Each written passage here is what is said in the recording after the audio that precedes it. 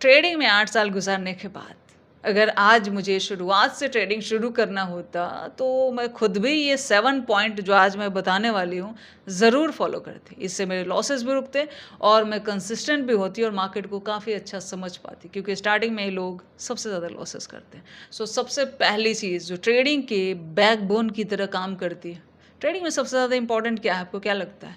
सबसे ज़्यादा इम्पोर्टेंट होता है कैपिटल। देखो, आप किसी भी स्टेज पे हो, कहीं भी हो, कभी भी ये गलतफ़हमी मत पालना कि मैं सब कुछ छोड़-छाड़ के ट्रेडिंग में लग जाऊँगा और यहाँ से पैसा मेरा बन जाएगा। ऐसा बिल्कुल भी नहीं होता है। आपके पास एक पैसिव इनकम होना चाहिए। 8 साल ट्रेडिंग करने के बाद मुझे एक चीज़ बहुत अच्छे से समझ आई है कि पैसा बनाने के लिए पैसा होना बहुत ज़्यादा ज़रूरी है। सो ये पैसिव इनकम कुछ भी होना चाहिए, किसी भी रेंज में हो सकता है, कम हो सकता है, ज़्यादा हो सकता है, पर ऐसा फ्लो होना चाहिए जो आपके पास हर महीने कहीं न कहीं से आए। उससे क्या होगा ना, आप ट्रेडिंग में स्टेबिलिटी में चल पाओगे। आपने ट्रेडिंग की बहुत सारी रीलें देखी होगी कि लोग इतना-इतना कमा रहे हैं, दैट इज़ ओके, बट ये भी एक ट्रेडिंग का दूसरा पहलू है। एक सिक्के का एक पहलू देखा ना आपने कि ट्रेडिंग में इतनी कमाई होती है। दूसरा पहलू ये है कि ट्रेडिंग में हज़ारों बार अकाउंट ज़ीरो भी होता है, तब आप पैसा कहाँ से लाएँगे? ये सवाल आपके पास ज़रूर होना चाहिए। कई बार आप बिल्कुल ज़ीरो पे हो जाओगे और फिर जब आपके पास कहीं से पैसिव इनकम, चाहे वो थोड़ा ही हो, 10, 15, 20 हज़ार ही हो, अगर वो थोड़ा-सा भी पैसिव इनकम कहीं से आ रहा है, तो वापस आपको ट्रेडिंग में वो खड़ा कर देगा। ट्रेडिंग में कंसिस्टेंसी से ज़्यादा ज़रूरी कुछ है ही नहीं और कैपिटल से ज़्यादा ज़रूरी कुछ है ही नहीं, जो धीरे-धीरे आपको समझ में आता है।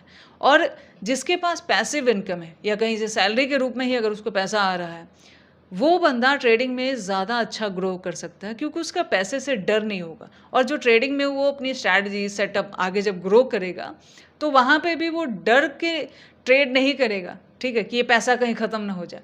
वो आराम से रिलैक्स होकर ट्रेड करेगा। सो ट्रेडिंग में पैसिव इनकम सबसे ज़्यादा ज़रूरी है। इसके बिना आप कितनी भी ट्रेडिंग सीख लो, काम एग्जैक्टली करेगी नहीं। अब दूसरा पॉइंट आता है कि हम इंडियन मार्केट में ओपन करें, फॉरेक्स में ओपन करें, क्रिप्टो में ओपन करें, कहाँ ओपन करें? देखो, इसको सेलेक्ट करते वक्त ना कुछ चीज़ें ध्यान में रखनी चाहिए। जैसे मान लिया जो दिन भर जॉब करते हैं, वो इंडियन मार्केट उतना कर नहीं पाएंगे। कारण क्या होता है कि इंडियन मार्केट का टाइमिंग होता है 9:15 से 3:30। अब यही ओपन और क्लोज उसका टाइमिंग है। अब इस बीच में आप जॉब कर रहे हो तो इस मार्केट को आप देख नहीं पाओगे। सो कुछ लोग जॉब प्रोफाइल के अनुसार भी मार्केट सेलेक्ट कर सकते हैं, क्योंकि जॉब छोड़ के भी इसमें लगा नहीं जा सकता। कुछ लोग अपने अनुसार मैनेज कर सकते हैं कि उनके लिए क्या सूट करता है। सो इंडियन मार्केट सीधा समझिए मंडे से लेकर फ्राइडे 5 दिन ओपन रहती है और सैटरडे संडे बंद रहती है। अगर कोई जीएस नहीं रहा तो 9:15 से 3:30 आपको ओपन मिलेगी। और बाकी अगर फॉरेक्स की बात करें तो वो चलता ही रहता है, 24 आवर लगभग चलता ही रहता है। सो किसी में भी आप ओपन कर रहे हो, उसमें कुछ चीज़ें ध्यान रखना। जैसे इंडियन मार्केट में भी अगर आप ओपन कर रहे हो, तो इंडियन मार्केट के जो इंडेक्स हैं, जैसे निफ्टी 50 है, सेंसेक्स है, बैंक निफ्टी, सो किसी एक को आप सेलेक्ट करना और उसी में स्टार्ट करना। अगर फॉरेक्स की भी बात करें तो गोल्ड है, सिल्वर है, नेचुरल गैस है, ऑयल है, बहुत सारी चीज़ें हैं, क्रिप्टो है। सो आपको किस में स्टार्ट करना है, ठीक है? स्टार्ट करते ही ट्रेड करने का मतलब नहीं होता। अभी पहले आपको एक सेलेक्ट करना है जहाँ आपको ट्रेड करना है, ठीक है? अब तीसरा ऑप्शन आता है कि ब्रोकर। देखो, कुछ ब्रोकर ऐसे होते हैं जो इंडियन मार्केट में ट्रेड अलाउ करते हैं, कुछ ऐसे हैं जो दोनों में अलाउ करते हैं, कुछ ऐसे हैं जो सिर्फ फॉरेक्स में अलाउ करते हैं। उसके अनुसार कि आप कौन सा मार्केट में मतलब ट्रेड करना चाहते हो, उसके अनुसार आपका ब्रोकिंग अकाउंट ओपन होना चाहिए। चौथी चीज़, देखो, अकाउंट ओपन होते ही सब लोग गलती क्या करते हैं ना कि अकाउंट ओपन हो गया, अब तो हमारे हाथ में बस खजाने की चाबी आ गई, अब ट्रेड करना है, पैसा बनाना है। ये गलती मत करना। आपके पास जो भी अमाउंट है, जो भी बचा खुचा है, सब मार्केट को दे के चले जाओगे। सो सबसे पहले आपको क्या करना है, जो भी कमोडिटी या जो भी इंडेक्स आपने चूज़ किया है, उसको बैठो, कोई एक टाइम सेलेक्ट करो कि इस टाइम पे इतने घंटा आप देना चाहते हो। 1 घंटा, 2 घंटा, 3 घंटा, आधा घंटा, जो भी आप देना चाहते हो, बैठो और मार्केट को देखो।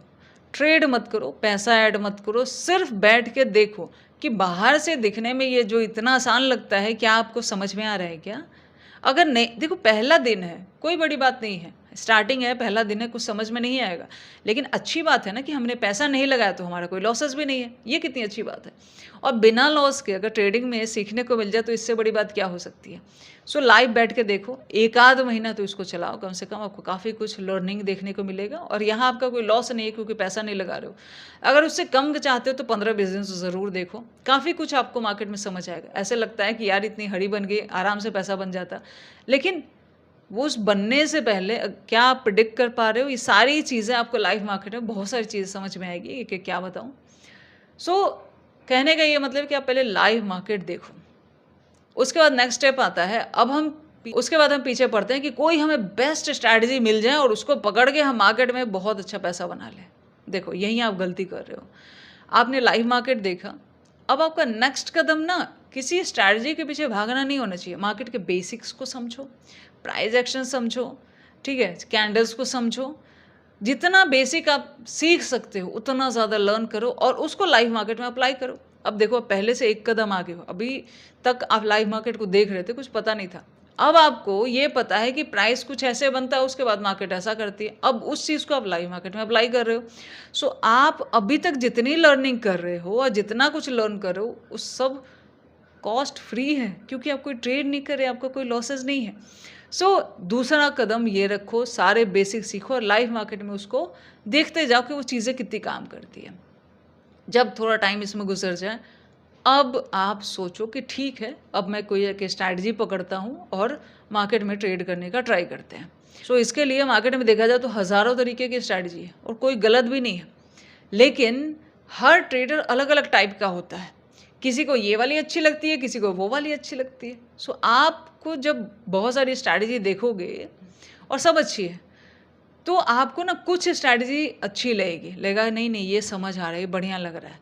उसको मार्केट में बैक टेस्ट करो, प्रीवियस चार्ट पे बैक टेस्ट करो। जब आप बैक टेस्ट कर लोगे तो उसके बाद आप कुछ लिमिटेड स्ट्रैटेजी के साथ सिंगल लॉट से ट्रेड स्टार्ट करो। कम से कम 6 महीने इसको चलने दो। कुछ भी पैसा बढ़े, पैसा मत बढ़ाओ। कितना भी प्रॉफिट बीच में कभी बन भी जाए, पैसा मत बढ़ाओ, बहुत ज़्यादा खतरनाक होगा। सो पैसा मत बढ़ाओ, चुप करके उसको 6 महीना चलने दो कि आप कितना सस्टेन करते हो। देखो, ट्रेडिंग में जो होता है ना, पैसा बनाना पहली चीज़ नहीं होती, पैसा बचाना पहली चीज़ होती है।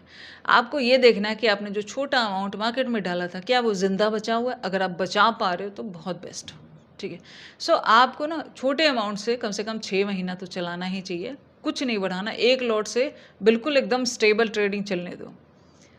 उसके बाद थोड़ा-सा जब टाइम गुज़रेगा तो थोड़ा मन करेगा कि ठीक है, अब थोड़ा पैसा बढ़ाते हैं और थोड़ा-सा ट्रेड स्टार्ट करते हैं। अगर 6 नहीं चलता तो 3 महीने तो कम से कम छोटे अमाउंट से करना ही चाहिए।